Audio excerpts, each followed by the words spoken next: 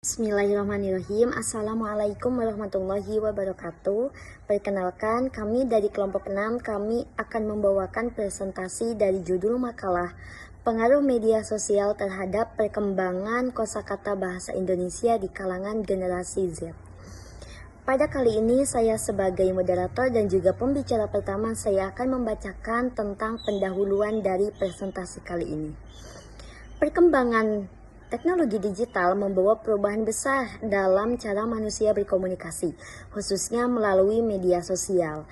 Generasi Z merupakan kelompok yang tumbuh di tengah kemajuan hal tersebut, sehingga memiliki kebiasaan berbahasa yang berbeda dibandingkan dengan generasi sebelumnya. Media sosial yang mereka miliki seperti IG ataupun Instagram, feeds, TikTok, dan juga Twitter menjadi ruang utama bagi generasi ini untuk berinteraksi dengan sesama manusia dalam mengekspresikan diri dan juga serta membentuk identitas sosialnya.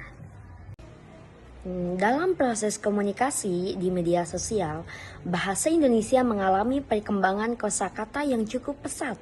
Banyak istilah yang baru bermunculan seperti baik dalam bahasa gaul dan singkatan. Kosakata tersebut sering dianggap lebih praktis dan lebih ekspresif, sehingga mudah diterima berdasarkan kondisi tersebut. Kajian mengenai pengaruh media sosial terhadap perkembangan kosakata bahasa Indonesia di kalangan generasi Z perlu memberikan pemahaman yang lebih seimbang antara perkembangan bahasa Indonesia yang bersifat inovatif dan juga bersifat ekspresif. Dan pentingnya menjaga penggunaan bahasa Indonesia yang sesuai dengan kaidah bahasanya.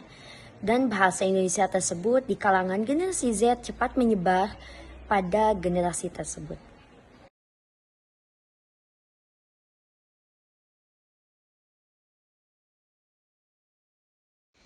Oke, saya akan melanjutkan teori kosakata dan inovasi bahasa.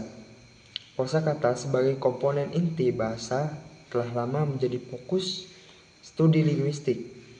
Ferdinand de Saussure 1916 dalam Course in General Linguistics mendefinisikan bahasa sebagai sistem tanda arbitrer yang dinamis di mana kosakata berkembang melalui interaksi sosial dan konvensi kolektif.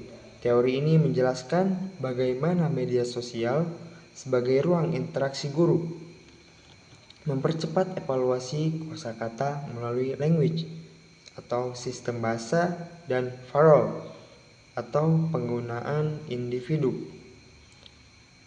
Saussure menyatakan bahasa adalah sistem tanda yang hanya ada melalui perbedaan yang relevan dengan bagaimana saling atau slang baru seperti vibes membedakan diri dari kosakata tradisional. David Crystal 2001 dalam Language and the Internet memperluas konsep ini ke konteks digital, menyatakan bahwa internet mempercepat inovasi kosakata melalui fenomena seperti kode switching, language play, dan netspec. Crystal mengidentifikasi bahwa slang dan akronim di media adalah bentuk linguistik kreatif yang memenuhi kebutuhan komunikasi cepat dan efisien.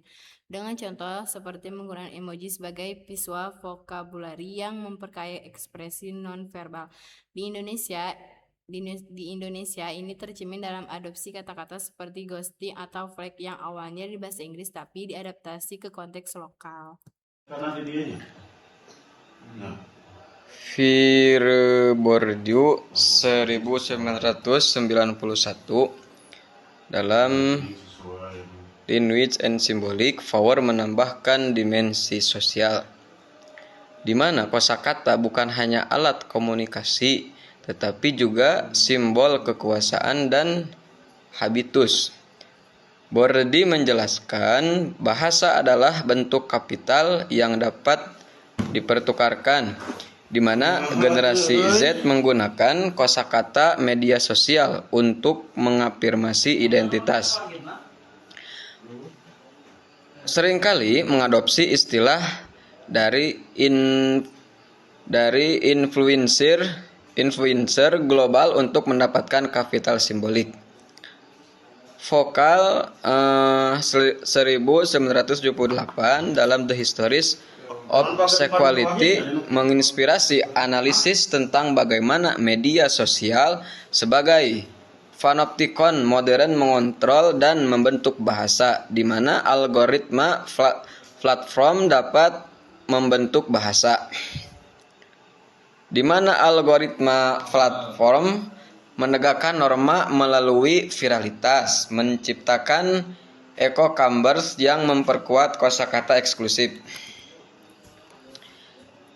Selanjutnya yaitu ada peranan, di mana laporan UNESCO pada 2021 tentang bahasa digital di Asia Tenggara menekankan bahwa risiko homogenisasi kosakata di mana bahasa Inggris mendominasi mengancam keberagaman bahasa daerah Indonesia. Badan Bahasa Indonesia 2021 dalam pedoman pengembangan bahasa Indonesia di era digital merekomendasikan integrasi kosakata digital ke norma nasional untuk mencegah erosi. Selanjutnya, studi kasus spesifik, analisis terhadap TikTok oleh Pew Research Center 2023 menunjukkan bahwa tantangan viral seperti Renegade memperkenalkan kosakata seperti skibidi dan Riz.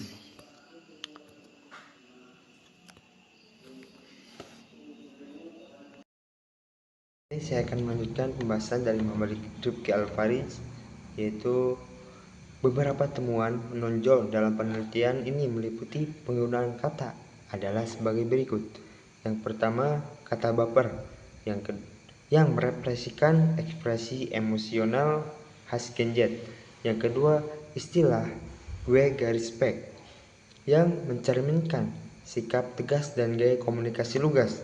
Yang ketiga, yaitu serta kata-kata seperti gimmick, misqueen, dan gamon yang menunjukkan permainan bahasa sebagai bentuk adaptasi terhadap pengaruh global dan tren digital.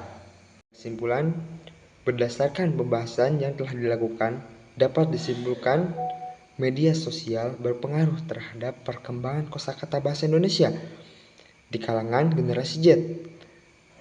Penggunaan bahasa gaul dan kosakata baru mempermudah komunikasi serta mencerminkan kreativitas generasi muda dalam berbahasa. Meskipun demikian, bahasa yang tidak sesuai dengan konteks dapat berdampak pada nurunnya ketetapan penggunaan bahasa Indonesia baku, terutama dalam situasi formal dan akademik. Oleh karena itu, diperlakukan kesadaran berbahasa yang lebih baik agar generasi muda mampu menempatkan penggunaan bahasa sesuai dengan situasi dan kebutuhan. Dengan keseimbangan antara kreativitas dan kepatuhan terhadap kaidah bahasa, generasi Z dapat berperan dalam menjaga keberlangsungan bahasa Indonesia tanpa menghambat perkembangannya di era digital. Yumkin atlubu minkum al-afwa in wajadna min al-akhta'at katsiran. Mungkin minna ila hada wallahu muwafiq ila aqwamit thoriq. Wassalamualaikum warahmatullahi wabarakatuh.